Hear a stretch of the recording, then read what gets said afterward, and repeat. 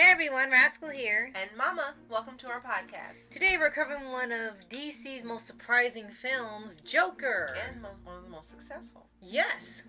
Now this movie gives the Joker a more sympathetic take as it takes place in an AU of Gotham City, and one in which we learn how the Joker began his unwilling descent into the clown prince of crime. Yes. Before we start, be sure to like, subscribe, notification updates on future podcasts, and we'll pause the video. Absolutely. And thank you so much for tuning in, listening, and watching. We really appreciate it. Yes. So, heard about Joker for years, and personally, at the time, just didn't want to see it because DC was beginning to have this new trend of making movies for the villains. Since the heroes kept flopping after the first film, they said, okay, we'll just do the villain. And then the villains started being successful with one version of Suicide Squad. Mm-hmm. Then they had this, now they have Black Adam, and it's like, okay, we'll just do movies for the villains and the heroes since they're wanting to see it. And this one was a surprise hit because many people didn't think it was going to go anywhere, but then it became a hit, and now it's one of DC's best films ever made in terms of finance and of critical acclaim. Never plan on watching it, but in walks free to view on demand under the premium channel. So hey, decided to give it a try. And we've been told by Phoenix that he really liked it, and again it was well received, so we went ahead and gave it a try. And it's perfect for this month. It's not billed as an October movie or a Spooktober Halloween movie, but it fits, so yeah, that's why we're covering it. Right.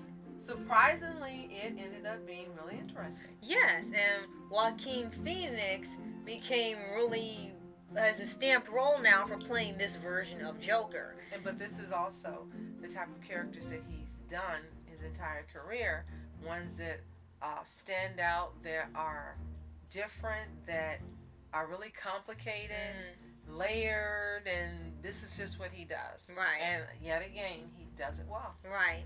And for this one, part of me when I hear it, and I think this is what DC thought they could do, replicate the success, is that lots of people are aware that DC have been doing a huge trainload of DC YA graphic novels where they're reimagining and rebooting famous characters as teenagers, and they're young heroes, and they're finding out they become heroes by the end, their own interpretation, where they go from being nobodies to heroes.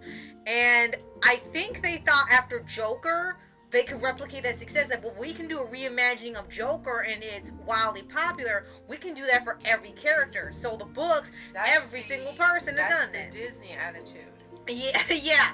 So I think this is where it started, and because Joker was so successful and beloved, they decided to replicate it in all the books, but the books don't seem to get the same appeal. They seem to get really hated because they screw up what the character is. And they should. What they have to remember, and they don't want to, they want to pretend it's a formula that works. But when you have movies like this that are a different take and stand out, usually it's just a combination of all these different elements coming together, and it ends up being a piece that is unique and strikes a chord in the viewers. That's why this movie ended up being what it was, even getting nominated for an Oscar. Yes. Tie that in with the performance of the actor. And that's really an important part of it. You just can't throw someone in and say, hey, copy Joaquin Phoenix's performance of Joker, or let's do that again. It doesn't work. The way in which that actor chooses to portray the character and the flaws and the feelings, and making you actually, for one of the most hated characters in the DC, have sympathy for him. Right. And feel his pain and care what happened. It's just a game. It's just all these things coming together. It's not just we did this and this happened and we can just duplicate it. You can't. Right. And we know Joker, well, at least one version of Joker's backstory that they told from The Killing Joke and somewhere else, but now DC decided we're going to give him a different one. We're giving him a real name instead of just Joker, and it's been all over the place now. I'm constantly trying to make it work, and it hasn't.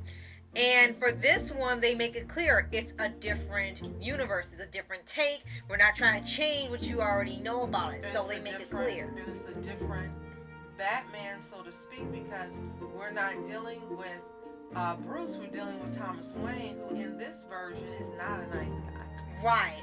And we understand this is just someone's take on it, and everything is applying to how he becomes this villain, and it's more so of he doesn't really want to be the villain, but we know Gotham doesn't have a lot of nice people in it, but they really make a heavy set in here where just about every single person that he deals with is a real bad news person, very unlikable, takes advantage, treats them like garbage, and when he snaps, then you kind of understand why he does these things back to people, whether they're strangers or quote-unquote friends. And then within this movie, with his warped sense of justice, the one person that was kind to him, never made fun of him, he didn't bother him. Right. He told him, you can leave. You were always nice to me.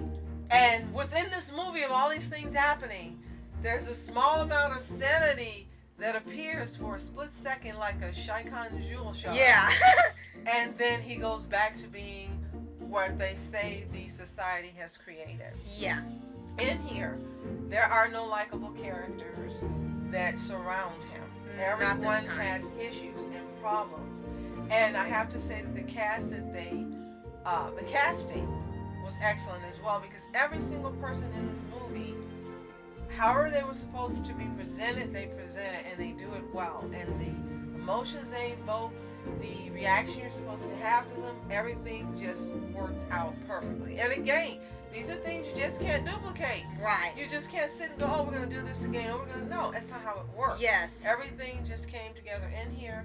Never thought I would watch this movie. Mm-hmm. Never thought I would like watching it. Right. Never thought I would have a sympathetic view of one version of a Joker, but the writing and the directing, the producing, the casting, the performance, even the way the movie looks in itself, mm-hmm. and the way it was filmed, right. and the time period they chose, everything just came together in this 8 years. Right.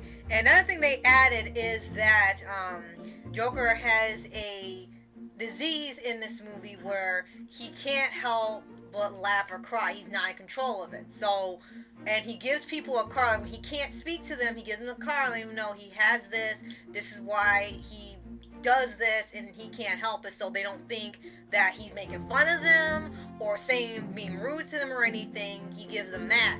But unfortunately, even that doesn't really help, because either they think he's making it up, and I don't know why we would do that in the first place, or they got their own issues and don't even deal with it or ignore it. So he wants to become a comedian, even with that happening.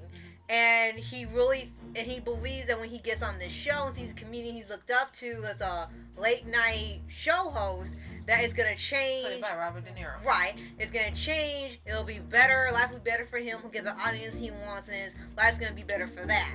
So he has something that he wants to look forward to, and not just become this depraved person. Excuse me. Excuse me, guys. And the thing here, yes, like a lot of movies now, there is a twist. There's a plot twist that we can tell you nothing about. Right. If you haven't seen it, it will definitely ruin it for you. And if someone had told us about this plot twist, we probably would never watch it. Right. So we're not going to tell you. But it is a good one. It is one that you didn't see. And they have to prove to you that it's real. So, again, this movie deserved the accolades that it got. It deserved the Oscar nominations. This is something that I'm going to say is like an enigma for DC. Right. They're not going to make this happen again just because they say so. Right. With everything aligned, and it is one of the best live action movies that DC has presented. Yes. And it's a film, it's almost like, as you could say, lightning in a bottle. Because movies are made so differently now, and they're really desperate to appeal to different audiences, specific audiences, and specific groups of people. This wasn't trying to appeal to fans of Joker or fans of superheroes or anything. It was just a movie, right. Someone's idea, someone's take, not trying to put anything else in it. You just take the movie as is, and no more, no less. And movies really aren't made like that anymore. So the fact that DC has a movie like this out and it's well made and thought out, and it feels like you were watching a more classic Hollywood film. They really capture that feel because it looked like you were watching something from that time. My last comment on this is that it reminds me of the movie Slumdog Millionaire, which I've seen and you haven't. It's that type of movie, as you said, lightning in a bottle. Everything went together perfectly in that movie, the cast and everything, and this was like that. It was like watching Slumdog Millionaire. You know what to expect. You didn't think you were going to like it. What is this? And then you watch it and it's like, this is brilliant. Never thought I'd be saying someone who wrote a script for a Joker AU did brilliant writing. Right. They did. Right. So if you've seen Joker, let us know what you think in the comments below. Do you love it? Hate it?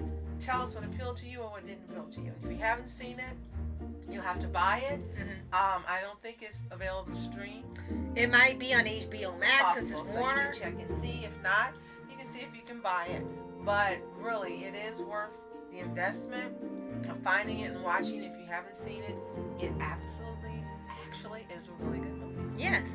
And if you haven't already, subscribe for updates and weekly videos on your favorite anime series, anime shows, and all things animation, and a little bit of live action. Absolutely. And thank you so much for your support. We appreciate you guys. And if you want us to check out your channel, leave us the name in the comments below. Better yet, a link. We will check you out, give you a follow, and see what it is you've got that will make us happy. Yes. So, thank you so much for watching Mask Entertainment. And I'm Mom Entertainment. Have a toontastic day. And Spooktober. Peace.